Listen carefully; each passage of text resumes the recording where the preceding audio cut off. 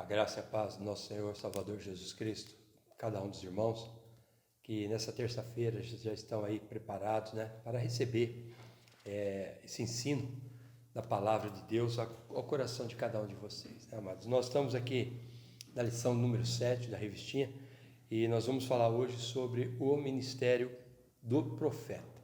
Nós falamos semana passada sobre o ministério do apóstolo, e hoje nós vamos falar sobre o ministério do profeta. E é bom, amados, nós lembrarmos do que nós falamos na lição de número 5.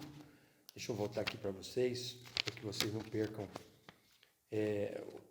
a direção daquilo que foi ensinado. Nós vamos falar sobre, quando nós falamos sobre o dom de profecia. Os dons de profecia, ele tem, amado, o objetivo.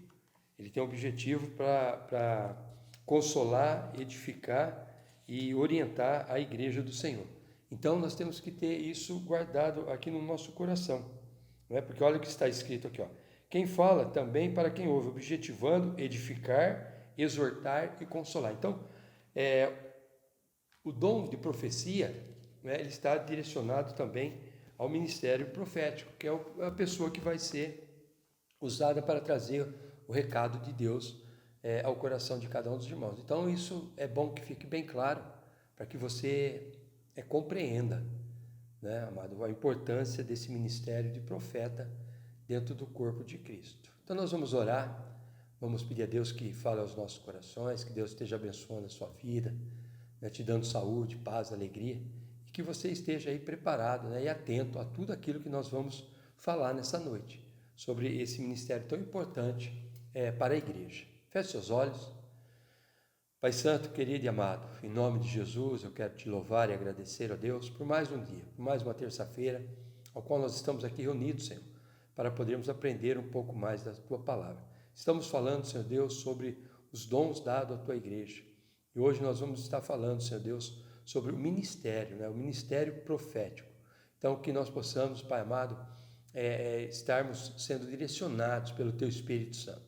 Teu Espírito Santo, Pai, venha trabalhando, abrindo a nossa mente, o nosso coração e nos dando, Senhor Deus, o conhecimento, Pai, a revelação da Tua Palavra, para que nós venhamos, Senhor Deus, sermos edificados cada vez mais na Tua Palavra. Abençoa a vida de cada um dos meus irmãos, abençoa cada lar aqui representado, cada família, que haja paz, saúde e alegria no lar dos Teus filhos, Senhor Deus, para que assim, Pai, o Teu nome seja glorificado. Por isso eu oro e agradeço, em nome de Jesus. Amém. Amém? Assim como eu disse aos irmãos, Então nós vamos para a lição de número 7, sobre o ministério de profeta. O texto áureo hoje está em 1 Coríntios 12, 28, e nos diz assim: E a uns pôs Deus na igreja, primeiro apóstolos, e segundo lugar profetas, em terceiro doutores, depois milagres, depois dons de curar, socorros, governos e variedade de línguas. Então, 1 Coríntios já começa tratando sobre essa questão desse segundo dom, que é o ministério de profeta.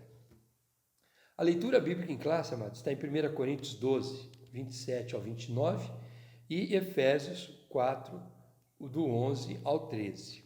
1 Coríntios 12 nos diz assim: Ora, vós sois o corpo de Cristo, e sois membros, e seus membros em particular. E a uns pôs Deus na igreja, primeiramente apóstolos, em segundo lugar profetas, em terceiro doutores, depois milagres, depois dons de curar, socorros, governos e variedades de língua. Versículo 29, porventura são todos apóstolos? São todos profetas? São todos doutores? São todos operadores de milagres? Então Paulo faz essa pergunta aqui em 1 Coríntios 12, 29, mas porque nós não exerceremos todos os mesmos ministérios. Os ministérios são dados para que a igreja vá se fortalecendo, sendo edificada. Então, é importante que nós busquemos isso para as nossas vidas, para que a igreja vá se fortalecendo. Efésios 4, 11 ao 13 diz assim: E ele mesmo deu uns para apóstolos, e outros para profetas, outros para evangelistas, outros para pastores e doutores, querendo o aperfeiçoamento dos santos, para a obra do ministério, para a edificação do corpo de Cristo, até que cheguemos à unidade da fé e ao conhecimento do Filho de Deus, a varão perfeito, à medida da estatura completa, Amados, então nós vemos aqui, no versículo 12 e 13, já uma definição, né, um objetivo pelo qual o Espírito Santo distribui à igreja os ministérios, né, os dons espirituais e os dons ministeriais. Então aqui no 12 ele diz assim, olha, querendo o aperfeiçoamento dos santos, para que nós venhamos a ter conhecimento, para que nós venhamos a ser instruídos, para que nós possamos receber de Deus a orientação certa em conformidade àquilo que a palavra de Deus nos ensina, nos instrui. E ele diz aqui no versículo 13, olha o que Paulo diz aqui, até que todos, né, não é somente um, cheguemos à unidade da fé. O que é a unidade da fé? É o mesmo nível de conhecimento, de firmeza, de convicção, relacionado à palavra, que gera isso em nós, uma fé. Ao conhecimento do Filho de Deus, a varão perfeito, à medida da estatura completa de Cristo. Então, amado, esses dons, tanto os dons espirituais como os dons ministeriais, têm esse objetivo de trazer crescimento, trazer orientação, trazer instrução, trazer firmeza, né, ao coração de cada um dos irmãos que recebem a palavra de Deus. Não é para que ninguém use, né, para a sua vanglória, mas é para que a igreja vá sendo edificada e fortalecida. E no decorrer do estudo de hoje, nós vamos ver claramente isso, amado. Qual é a finalidade desses dons distribuídos para a igreja. Introdução. A lição desta semana versa sobre o dom ministerial de profeta. Estudaremos alguns aspectos desse dom à luz da Bíblia, mas também considerando o contexto histórico e cultural do Antigo e do Novo Testamento. O ministério de profeta é altamente importante para os nossos dias, pois, de acordo com o ensino dos apóstolos, tal ministério tem um valor excelso para a igreja em qualquer tempo e lugar. E eu sempre digo, né, amados, como Deus é estritamente organizado e as coisas não antecedem umas à outra. Você vê que primeiro o primeiro dom ministerial é o apóstolo e depois o profeta, porque os dois andam juntos, né, para crescimento e fortalecimento da igreja. O profeta do Antigo Testamento. Então nós vamos aqui no tópico 1 falar sobre o profeta no Antigo Testamento. Conceito. O profeta do Antigo Testamento era a pessoa incumbida para falar em nome de Deus. O Altíssimo fazia dele o seu porta-voz, um embaixador que representava os interesses do reino divino na terra. Então, no Velho Testamento, o profeta era aquela pessoa usada, o qual o Espírito Santo de Deus era dado a ele, unicamente a ele, para que ele trouxesse os recados de Deus ao povo. Quando Deus levantava um profeta, designava-o a falar para toda a nação israelita, e até mesmo a povos ou nações estranhas. Ao longo de toda a história veterotestamentária, quer dizer, no Velho Testamento, o Senhor levantou homens e mulheres para profetizarem em seu nome. Samuel, o último dos juízes e o primeiro dos profetas para a nação de Israel. Elias e Eliseu, a profetisa Udá e muitos outros, como os profetas literários Isaías, Jeremias e Daniel. Então aqui nós estamos vendo um pouco do conceito, qual era a finalidade, né, como que surgia um profeta, como eu disse para vocês, né, o Espírito de Deus ia sobre a vida daquela pessoa, e aquela pessoa era usada como porta-voz de Deus, principalmente para o povo, para a nação de Israel, e muitas vezes, e outras vezes, também direcionada a outras nações para trazer o recado de Deus ao coração daqueles reis, né, daqueles ministros que tinham naquela época. Vamos falar agora sobre o ofício. Através da inspiração divina, o profeta recebia uma revelação que desvendava o oculto, anunciava juízos, emitia conselhos e advertências divinas. Expressões como, veio a mim a palavra do Senhor, e assim diz o Senhor, eram fórmulas usuais para o profeta começar a mensagem divina. Símbolos e visões também eram formas de Deus falar através dos profetas ao seu povo. O profeta também exerceu um importante papel de conselheiro na história do reinado de Israel. Contudo, após a divisão do reino de Israel, o profeta passou a ser perseguido, pois a sua profecia confrontava, prestem atenção, confrontava diretamente a prepotência da nobreza e a dissimulação dos sacerdotes e a injustiça social. Então nós estamos falando aqui um pouquinho sobre o ofício, que era o chamado do profeta, e nós temos grandes exemplos, né, amado? Nós vemos aí Daniel, quando interpretou a descrição naquela parede estucada, né? Mene, Mene, Tekel e Parsim. Então o Senhor ele usava sinais, ele usava maneiras de poder falar aos profetas. Nós temos aqui advertências também, né? Como deu o profeta Natã ao rei Davi, quando Davi pecou com Betseba. Então, amados, esses homens eles tinham uma incumbência muito grande e forte, né? de colocar até as suas vidas em risco, porque se um rei não aceitasse aquilo que ele estava dizendo, né? Ele poderia muito bem ser colocado numa prisão ou até perder a sua vida. Nós temos exemplos bíblicos disso. Então nós temos que entender que não é um ministério fácil, não é um ministério para ser levado a qualquer maneira, e o povo tem que entender isso e acompanhar, né, a vida do profeta de perto, para ver realmente, né, o quanto Deus tem usado a vida desse profeta. O profetismo. De acordo com o dicionário teológico, profetismo foi um movimento que surgiu no período aproximado do século 8 a.C., tanto em Israel quanto em Judá.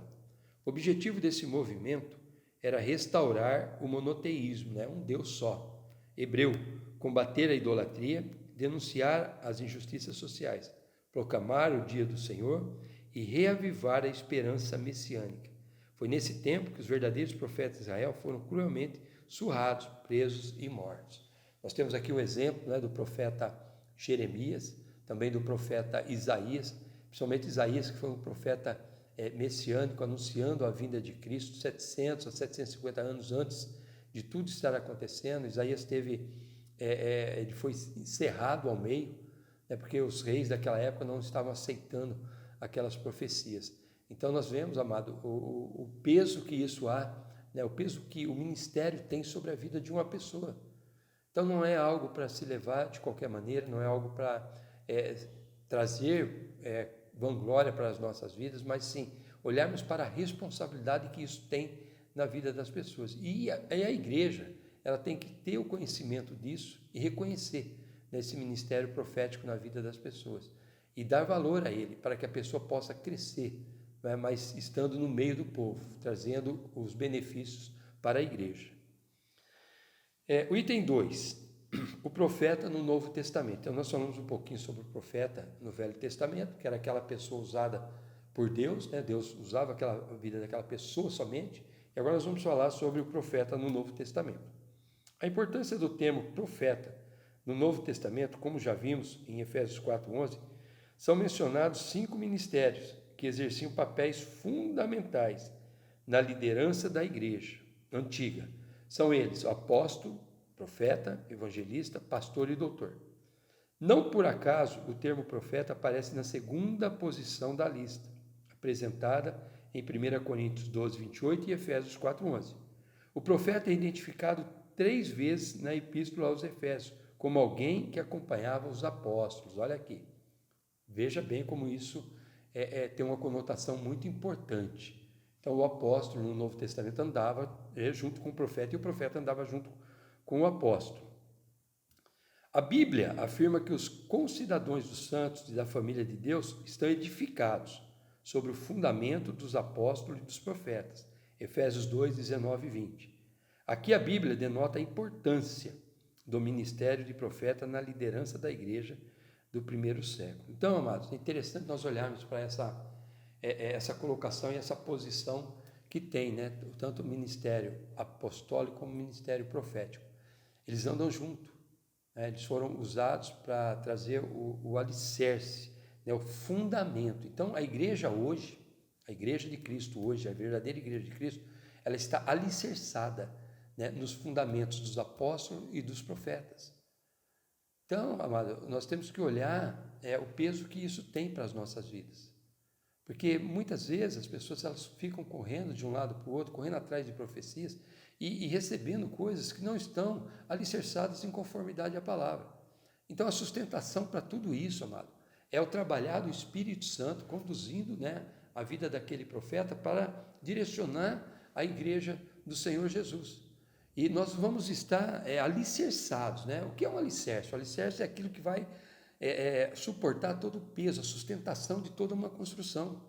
Então, os fundamentos, eles são colocados pelos apóstolos e foram dados também pelos profetas.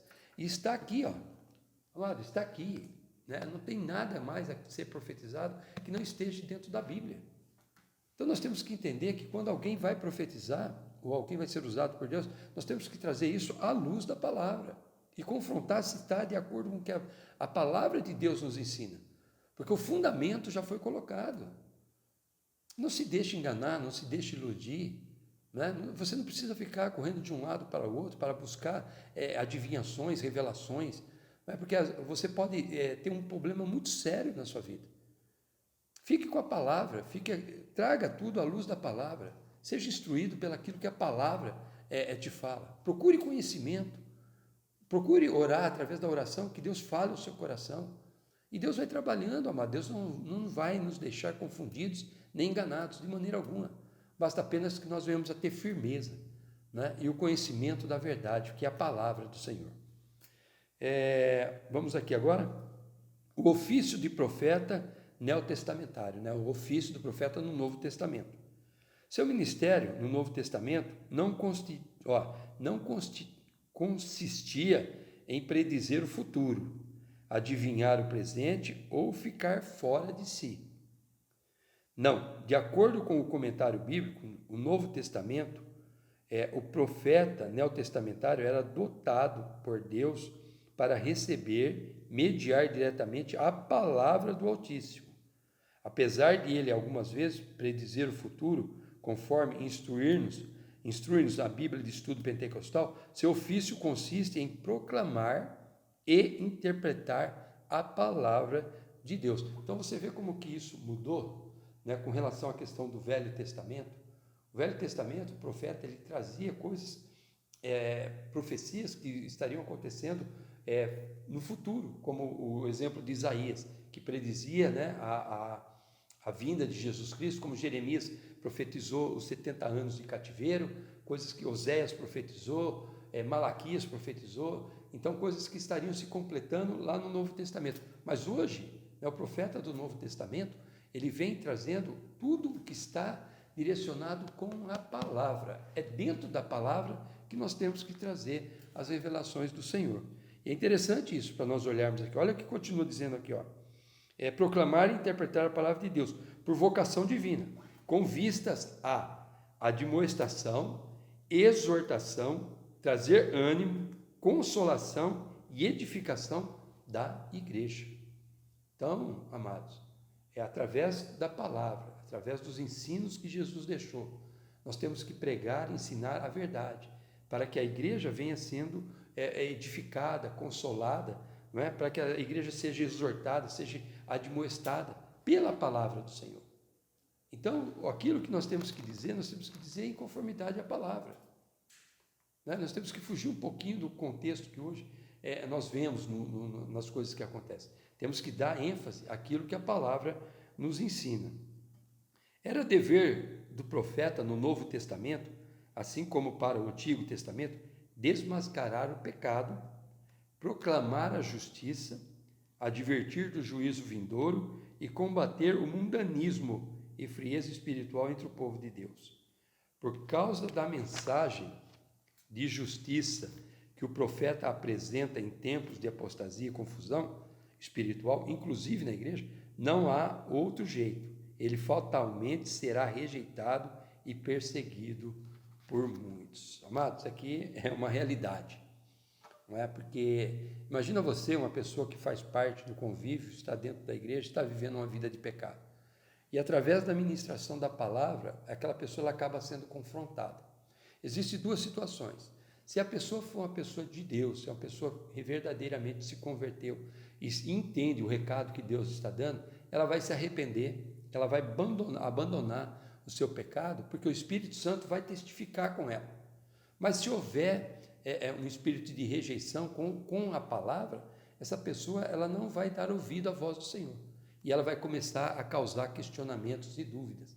E aí começam a surgir os problemas, né? Até o ponto da pessoa rejeitar a palavra de Deus. Então é muito fácil nós entendermos isso. Porque, irmãos, eu quero dizer uma coisa aqui para você. Quando nós recebemos uma palavra, assim como foi na minha vida, procedente da parte de Deus, o Espírito Santo, ele testifica no nosso coração. Não há engano, não há confusão, não há divergência de opinião, porque nós sabemos que Deus está falando diretamente conosco. Porque o mesmo Espírito Santo que está direcionando aquele profeta a pregar a palavra, está também revelando àquela pessoa aquilo que está sobre a sua vida. Então não tem como ter dúvida. Né? Então existe aquela questão da pessoa buscar isso e dar crédito à palavra do Senhor. Quando nós entramos no culto para ouvirmos aquilo que Deus vai falar aos nossos corações, com certeza, amado, o Espírito Santo vai tocar sobre as nossas vidas. E não há culto em que Deus não fale conosco. Essa é uma grande verdade. Nós sempre temos algo para ouvir da parte do Senhor para as nossas vidas. Não é? O que faz a diferença é a maneira que nós entramos para cultuar e para ouvirmos aquilo que Deus tem a falar ao nosso coração. O item 3 do tópico 2, ele diz assim: objetivo do dom ministerial de profeta. A função do profeta do Novo Testamento é apresentada por Paulo no mesmo bloco de versículos em que ele menciona os 5 ministérios em Efésios 4, do 11 ao 16. Ou seja, o profeta é chamado por Deus a levar a igreja de Cristo a uma plena maturidade cristã. O que quer dizer isso, amado? A pessoa está alicerçada com a palavra. Irmãos, quando nós falamos numa língua em que todos ouvem e todos têm conhecimento, fica fácil de você tirar as dúvidas do meio do povo. Então, quando nós não temos conhecimento, nós começamos a trazer questionamentos. E a maturidade, ela vem pelo conhecimento, pelo aprendizado da palavra, pelas experiências com Deus, pelo relacionamento direto com o Senhor através do Espírito Santo. Isso não é privilégio de uma pessoa, isso é para a igreja. Olha o que o autor diz aqui, ó. Ou seja, o profeta é chamado por Deus a levar a igreja de Cristo a uma plena maturidade cristã, conhecimento da palavra. Nós não temos que levar a igreja a ficar negociando coisas com Deus, nós temos que levar a igreja a ter maturidade no conhecimento da palavra. E quando a palavra está sendo ministrada, aquela pessoa ela sabe, né, que o Espírito Santo está direcionando as coisas, ela compreende aquilo que está sendo dito. E se houver pecado, ele vai ser tirado do meio do povo.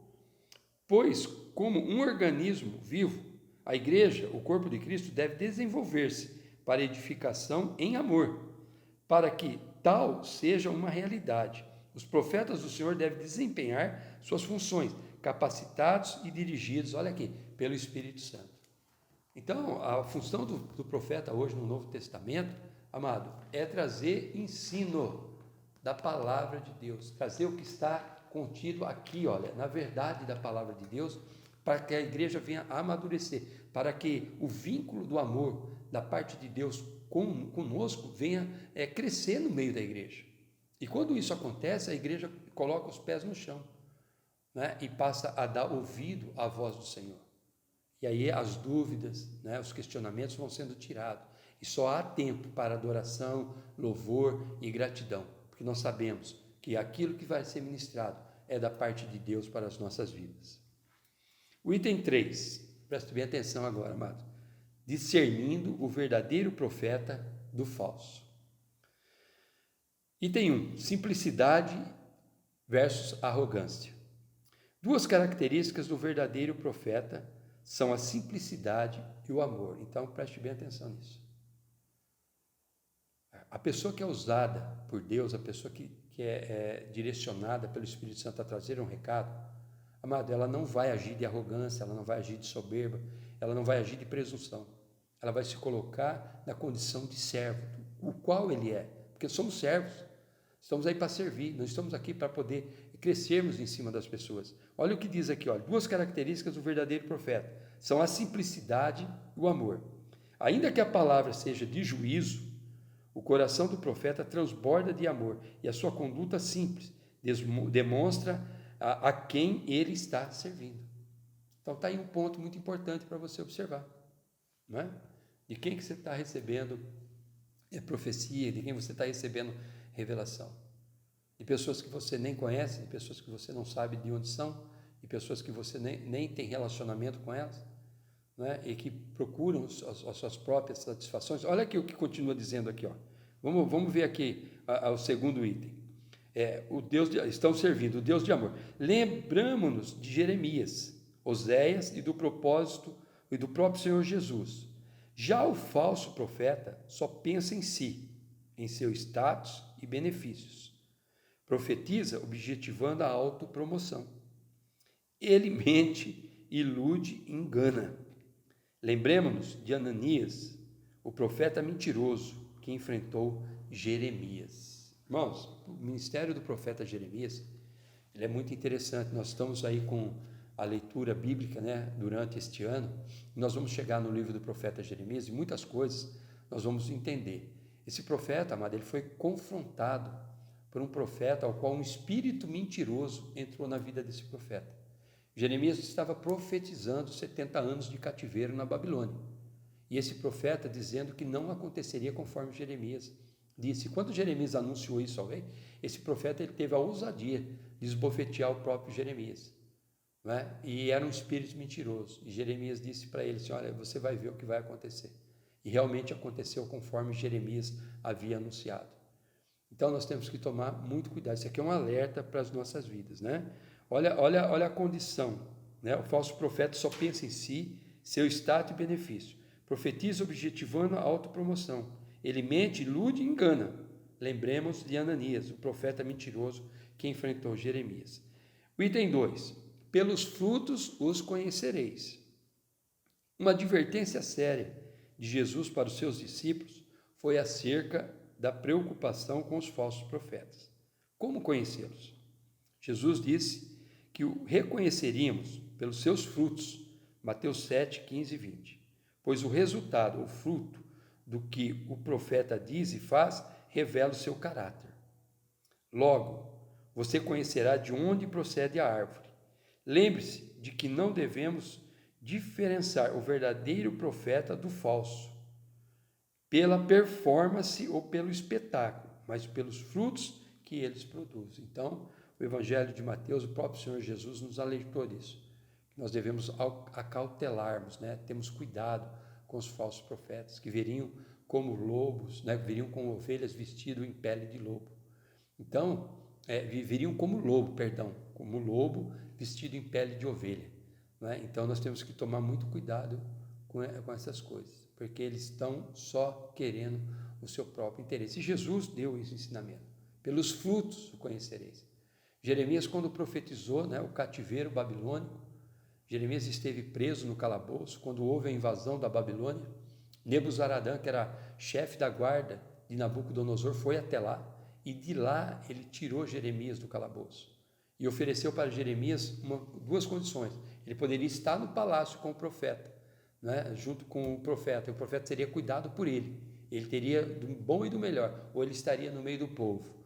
Qual foi a resposta de Jeremias? Ele iria ficar no meio do povo, iria estar junto com o povo. Então, amados, nós temos que aprender essas coisas. Nós não estamos no tempo de sermos enganados mais, mesmo porque a volta de Jesus está por um fio para acontecer. E a igreja tem que estar madura, a igreja tem que estar com os pés no chão. E as pessoas crescendo no conhecimento da verdade, deixando de ser enganado e iludido. Ainda sobre o falso profeta. Apesar de o falso profeta ser arrogante e iníquo, ele fala com grande eloquência. E isso basta para que ele seja tido como verdadeiro. Na obra, Assim diz o Senhor, John Bevere diz que falsos profetas são aqueles que ministram em nome de Jesus nas nossas igrejas e conferências. Os que partem o coração dos justos e que, embora o ministério seja apresentado em nome de Jesus, não é desempenhado pelo Espírito Santo. Não tenha medo. Na autoridade do Espírito de Deus, acautele-se dos falsos profetas. Seja prudente. O Espírito Santo, mediante o Evangelho, te fará discernir a procedência desses enganadores. Não se deixe conduzir por eles. Não é? Então, aqui é um alerta muito importante para as nossas vidas. Pastor, mas como é que eu sei? Amados, traga tudo à luz da palavra. Alguém profetizar alguma coisa. Primeiro, se o Espírito Santo não testificou, se o Espírito Santo não trouxe paz ao seu coração, anote, coloque diante do Senhor através de oração. Se aquilo realmente foi uma dúvida sua, não é? Vai se confirmar, porque se procede de Deus, vai se confirmar.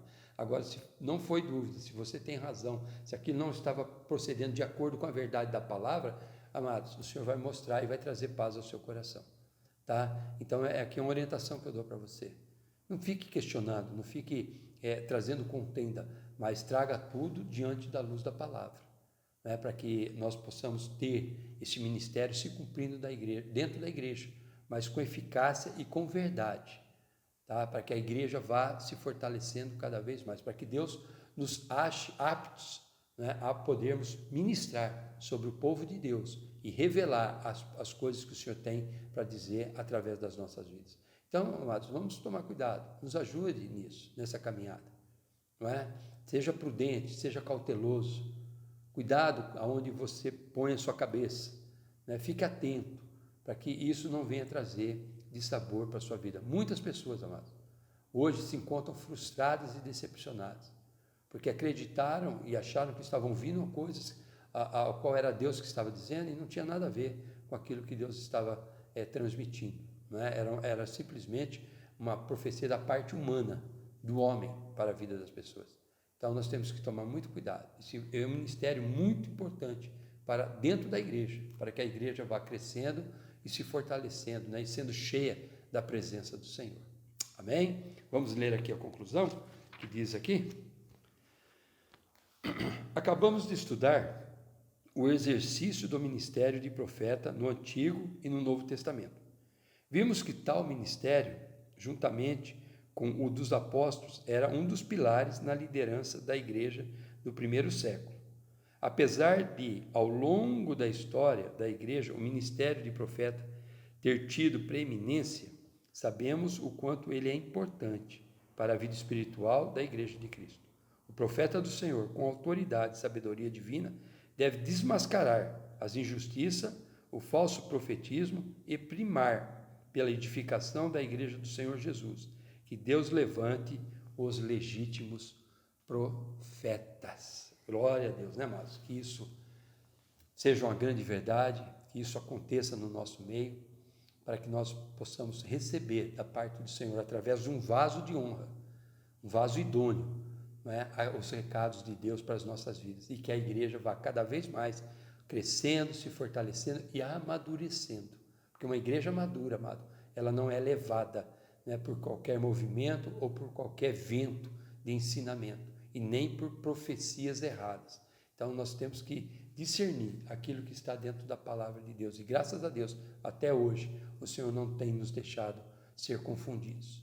Que Deus abençoe você, que você possa nos ajudar nessa caminhada, né, a direcionarmos o povo para a terra prometida, ao qual o Senhor tem para as nossas vidas. Amém? Feche os olhos. Amado Deus, eterno e soberano Pai, Senhor, obrigado, Deus amado, por esse estudo que nós tivemos nesta noite, que vem falar, Senhor Deus, sobre o segundo ministério, o ministério de profeta na Tua igreja. Pai, que nós, como servos, como ovelhas do Senhor, possamos estar atentos, Pai, e zelarmos pela verdade, que esses ministérios, Pai, se cumpram, Pai, no seio da Tua igreja, e que a Tua igreja, Senhor, ela se fortaleça cada vez mais na verdade, no conhecimento e na direção do Teu Espírito Santo, Pai.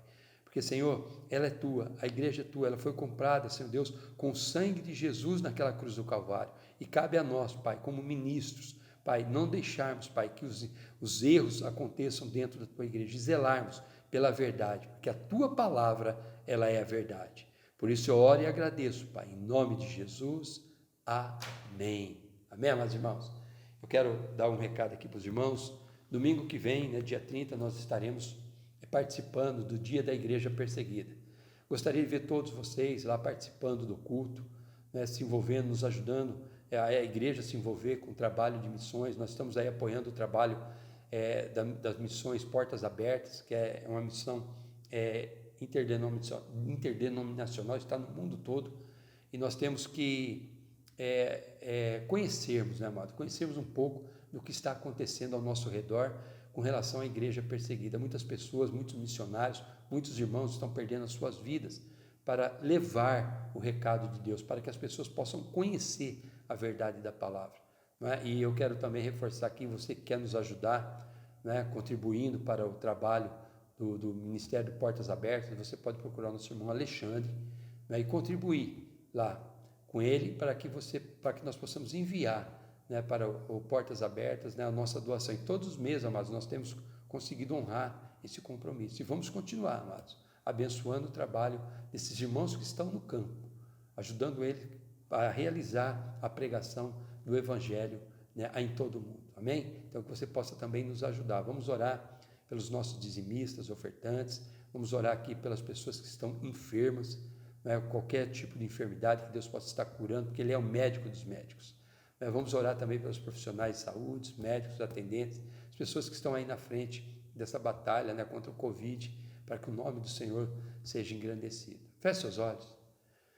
Pai Santo, querido e amado, em nome de Jesus. Senhor, primeiramente eu coloco diante do Senhor, meu Pai amado, esse trabalho do projeto Portas Abertas. Senhor, nós ainda não temos condições de enviar missionários para o campo, mas existem, Pai, estruturas já firmadas, Pai, que precisam da ajuda das igrejas. Senhor, que o Senhor levante pessoas para nos ajudar a contribuir também, Pai, nesse trabalho. Pai, eu peço também, Senhor Deus, pela vida dos nossos dizimistas, ofertantes, que entendem a Tua palavra, que compreendem, Pai, a necessidade da Tua igreja, que tem nos honrado, Pai, nesse tempo que nós estamos distanciados uns dos outros. Obrigado, Deus. Eu peço, Senhor, que o Senhor abra as janelas do céu, derrame bênção sobre a vida dos Teus filhos, abençoa o lar, abençoa a família. Senhor Deus, abençoa, Senhor Deus, a dispensa dos Teus filhos. Abençoa, Senhor Deus, o trabalho, que não falte, Pai, o trabalho para os Teus filhos, para que eles possam honrar, Senhor Deus, e cumprir aquilo que a Tua palavra diz. Abençoa, Pai, as pessoas que estão enfermas. Senhor, nós repreendemos essas enfermidades sobre a vida dos Teus filhos. Abençoa, Senhor Deus, e manifesta, Senhor Deus, a Tua graça, a Tua misericórdia sobre a vida das pessoas. Abençoa os profissionais de saúde, os médicos, os atendentes, os enfermeiros, que estão aí, Pai, lutando, Senhor Deus, contra essa pandemia. Que o Teu nome seja glorificado, e que os milagres, Pai, continuem acontecendo no seio da Tua igreja. Por isso eu oro e agradeço, Pai, em nome de Jesus. Amém. Amém, amados irmãos? Terça-feira que vem nós vamos estar falando sobre o terceiro ministério aqui, né? Que é o ministério o ministério de evangelista. Né? Primeiro apóstolo, profeta e depois evangelista. Só depois do quarto que nós vamos falar sobre o ministério de pastor. Amém? Então, espero contar com você. Que Deus te dê aí uma semana grandemente abençoada. Né? Foi maravilhoso domingo nós ouvirmos os testemunhos ali da nossa irmã Cícera, da cura, né, que a sua netinha teve, saindo ali do hospital, e também daquilo que Deus fez sobre a vida dela, sobre a saúde física dela. Então, que Deus possa continuar, amados, operando no nosso meio, mesmo que nós estejamos distantes, nosso Deus não está longe, Ele está perto de nós. Amém? Erga sua mão para o alto, que a graça de nosso Senhor Salvador Jesus Cristo, o amor de Deus Pai, e a comunhão consoladora do Espírito Santo esteja sobre todo o povo de Deus, agora e para sempre. Todos digam amém e graças a Deus. Que Deus abençoe e até quinta, né? Em nome do Senhor Jesus.